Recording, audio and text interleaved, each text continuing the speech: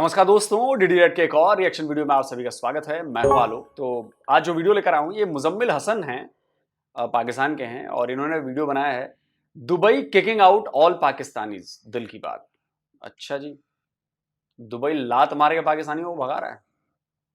पाकिस्तानियों, क्या करके मानोगे तुम लोग यार, क्या करके मानोगे? कहीं तो सुधर जाओ, अपने मुस्लिम बिरादर में ही सुधर जाओ यार। वहां से भी लात मार के भगाए जा रहे हो, फिर तुम कहोगे कि साजिश है। चलो देखते हैं क्या बता रही है।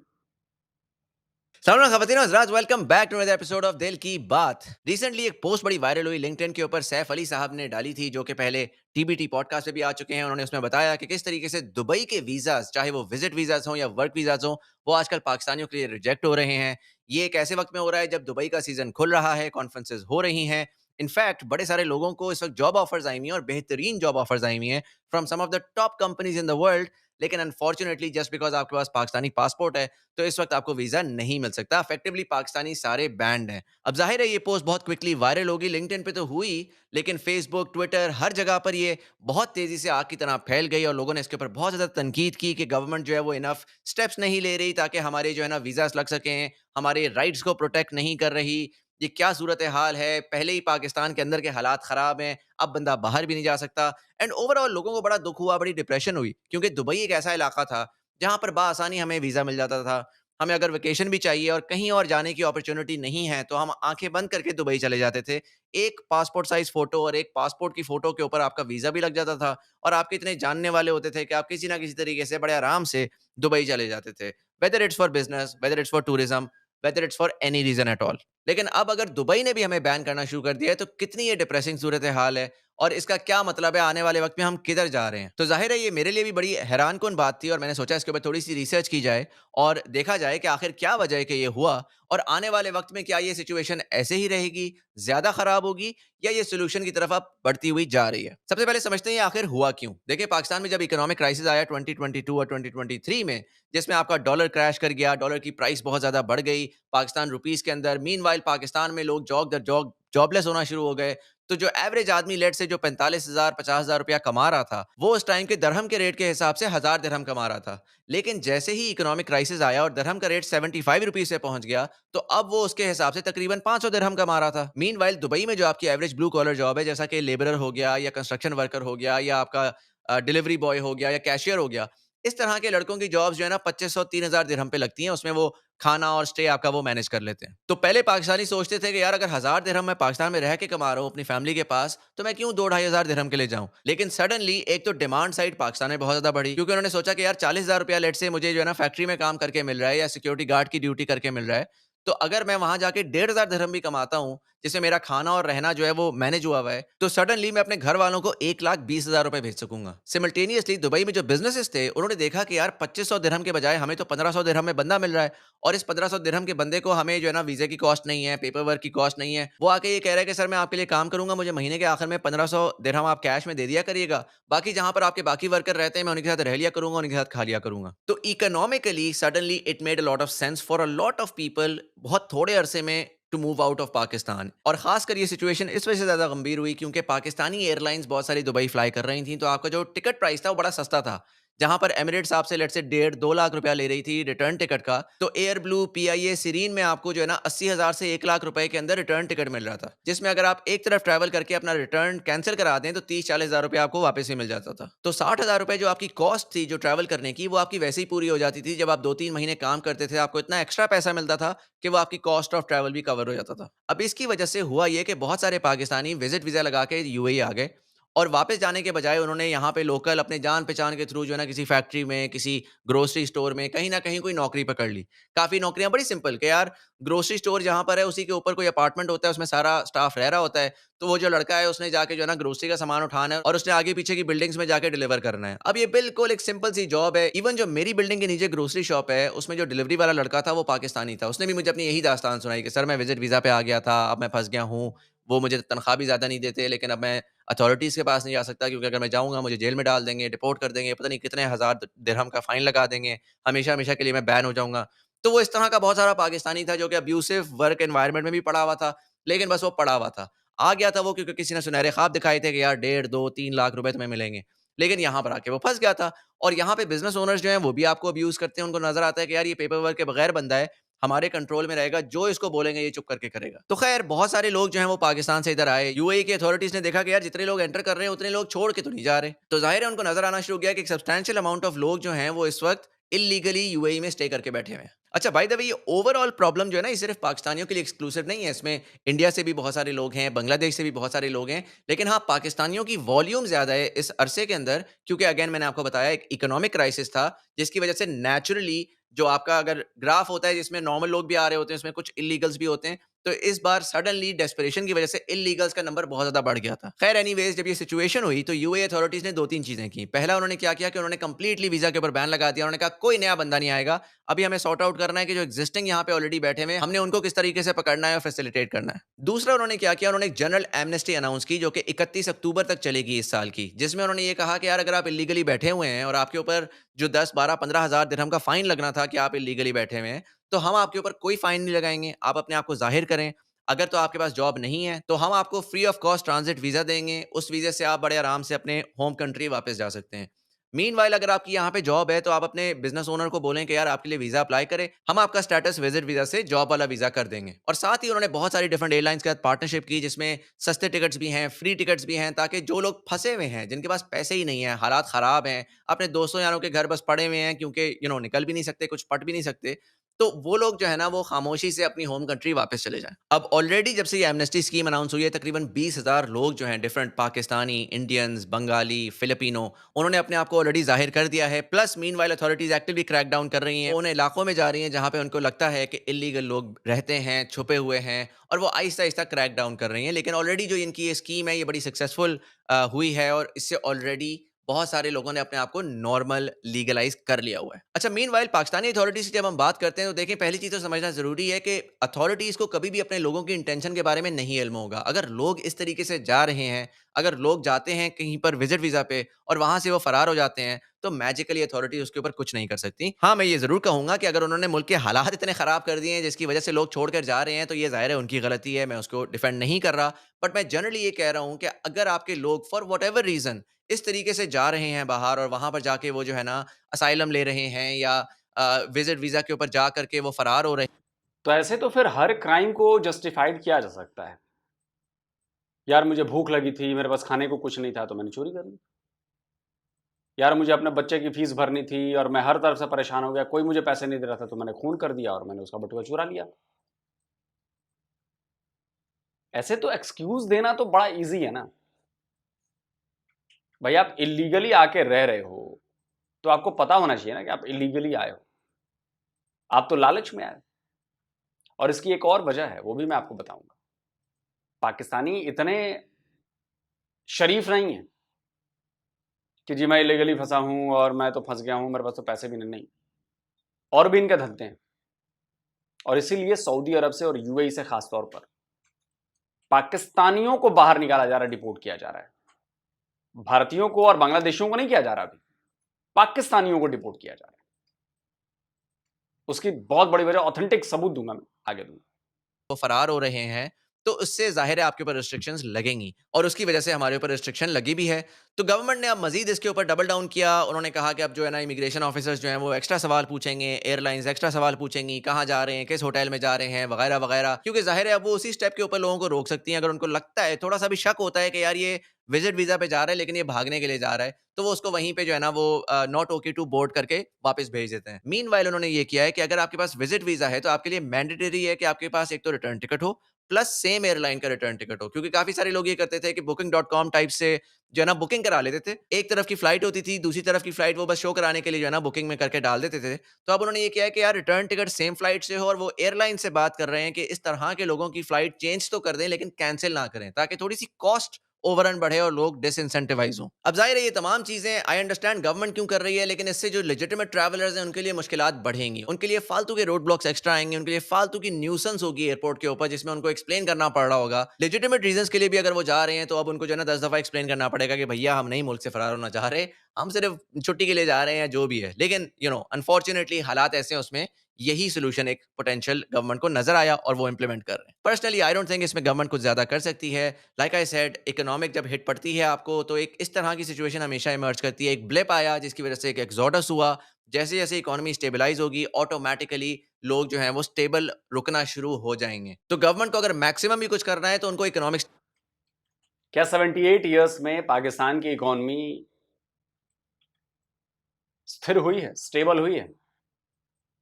नहीं हुई है। जो एक बार पाकिस्तान से निकल गया वो निकल गया, तो दोबारा कभी पाकिस्तान वापस नहीं आया। मतलब मैं नंबर ऑफ लोगों, पीपल की बात कर रहा हूं कि जो परसेंटेज ऑफ पीपल है ना पाकिस्तानी, अगर 100 के 100 बंदे गए हैं उनमें से शायद 8-10 आए होंगे, बाकी कोई नहीं आया वापस और ना आएंगे। उनको इकोनॉमिक स्टेबिलिटी लेकर आनी है, इकोनॉमिक ग्रोथ लेकर आनी है, बट बियॉन्ड दैट वो किसी किस्म के जो है ना रोड ब्लॉक्स लगाएंगे या इमिग्रेशन मुश्किल कर देंगे तो उसका कोई फायदा नहीं होगा। अगर आपके पास कोई सोल्यूशन है पोटेंशियली, कोई इनोवेटिव तरीके से गवर्नमेंट जो है जी वो ट्रबल मेकर्स को, जो लोग इलीगली निकलना चाहते हैं उनको रोक सके और लीगल लोगों को फैसिलिटेट कर सके, let me know in the comment section below. But anyway, so what's next? अब आने वाले वक्त में क्या होगा देखें। 31 अक्टूबर तक ये जो एमनेस्टी स्कीम चल रही है उस वक्त तक तो एक्सपेक्टेड है कि पाकिस्तान का जो ये बैन है ये सस्टेन करेगा, लेकिन उसके फौरन बाद एक्सपेक्टेड यही है, जितनी मैंने अपने सोर्सेज से बात की है, कि बैन आपका लिफ्ट हो जाएगा। प्रॉब्लम ये नहीं है कि उनको ओवरऑल पाकिस्तानियों से मसला है, और ये बहुत इंपॉर्टेंट बात है समझने के लिए। देखिए, पाकिस्तान यूएई के लिए एक बहुत बड़ी मार्केट है। Pakistanis were the third largest investors in Dubai real estate between 2020 to 2022। $10.4 billion उन्होंने इस इंडस्ट्री में लगाया था। टूरिज्म की मद में बहुत सारे लोग आते हैं, तो यूएई के लिए पाकिस्तान एक बहुत इंपॉर्टेंट मार्केट है। हाँ, हमारी इकोनॉमी ओवरऑल जब हम देखते हैं तो इतनी अच्छी नहीं लगती, लेकिन जब हम नेट पे देखते हैं कि कितनी बड़ी कंट्री है, उसके अंदर जो इवन जो टॉप पे अमीर तरीन लोग हैं ना, अगर वो भी दुबई उनको टैप करे तो वो दुबई के लिए एक बहुत सब्सटैंशियल अमाउंट बनती है। तो वो इतने आराम से आपको डिसरिगार्ड नहीं कर सकता, इतने आराम से आपको ये नहीं कर सकता कि बैन लगा दे। लेकिन डेफिनिटली उन्होंने इस प्रॉब्लम को सॉल्व भी करना है। तो एक्सपेक्टेड यही है कि अक्टूबर के फौरन बाद वीजे खुल जाएंगे, लेकिन इस बार थोड़ी सी रिस्ट्रिक्शन समवॉट वापस आएंगी। जैसा कि हो सकता है बैंक स्टेटमेंट अब आपके लिए रिक्वायर्ड हो सकता है कि आपको कोई रीजनिंग वगैरह देनी हो जब आप वीजा अप्लाई करें, हो सकता है जो सेम डे वीजा आ रहे थे अब हफ्ता, डेढ़ हफ्ता, 2 हफ्ता लगे कि जिसमें आपका वीजा प्रोसेस हो। अगेन, फालतू की अनोयंस बढ़ेगी कंपेयर टू पहले। अब इसमें आखिर में मैं सिर्फ 2 चीज़ें कहना चाहूँगा। पहला तो ये कि जो पाकिस्तानी जो लेजिटिमेटली यूएई आना चाहते हैं, उनके पास मल्टीपल ऑप्शंस हैं। वो फ्रीलांसर वीज़ा ले सकते हैं, जिसमें 6, साढ़े 6, 7 लाख रुपए में उनको फ्रीलांसर वीज़ा मिल जाता है।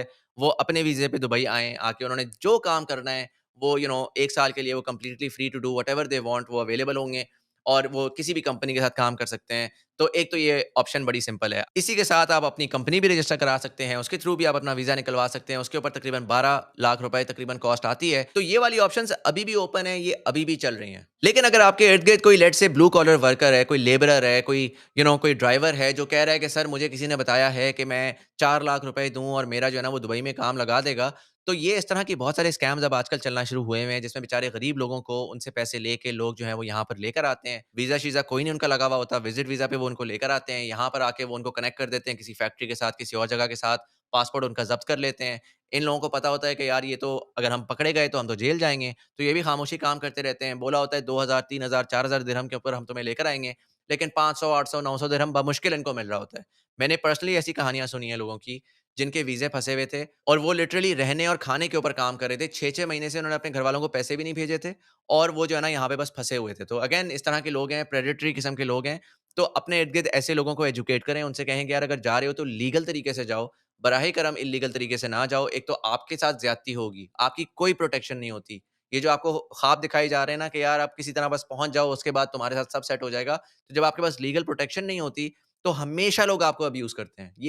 ये लिटरली दुनिया का निज़ाम है कि जब आपके पास कोई बड़ी पावर, चाहे जितनी भी डेवलप्ड कंट्री में चले जाएँ ना, अगर आपके पास गवर्नमेंट प्रोटेक्शन नहीं है, तो लोग आपको खा जाएँगे और काफ़ी दफ़ा अपने ही खा जाते हैं। पाकिस्तानी ही होते हैं जो कि आपको कैश के ऊपर लिटरली अब्यूज़ करते हैं। शायद गोरा तो फिर भी इतना ना करे। बट नॉनदलेस इल्लीगली ट्रैवल ना करें, इल्लीगली इस तरीके से आके ना काम करें, क्योंकि उससे आपको भी नुकसान होता है और ओवरऑल जैसा कि हमने देखा कि पूरी कंट्री को नुकसान होता है, पूरी कंट्री का नाम भी खराब होता है, वीज़ाज़ भी मुश्किल होते हैं, लेजिटिमेट जो लोग एक्चुअल मेहनत करके प्रॉपर चैनल्स के थ्रू काम करना चाहते हैं, अब वो भी नहीं कर पाते। बट एनीवेज़ आखिर में मैं इसमें यही कहूँगा, देखें, इसमें कोई डिप्रेस होने की बात नहीं है। ये जो चीज़ हो रही है ना, ये बाय द वे ये सिर्फ़ पाकिस्तानियों के साथ नहीं हो रही, इंडियंस भी ये कर रहे हैं, फिलिपिनोज़ भी ये कर रहे हैं, बंगाली भी ये कर रहे हैं। आप जाके अगर लिखेंगे ना एमनेस्टी स्कीम, तो उसके ऊपर आपको इंडिया की बहुत सारी रिपोर्टिंग मिलेगी कि कितने सारे उनके भी 1,500-2 हज़ार लोग जो हैं वो इस तरह उन्होंने पकड़े हैं। टोटल तकरीबन मेरा ख़्याल है 20,000 लोग जो हैं वो अभी तक रजिस्टर करवा चुके हैं अपने आप को। उसमें इंडियंस की अमाउंट भी है, बंगालियों की अमाउंट भी है।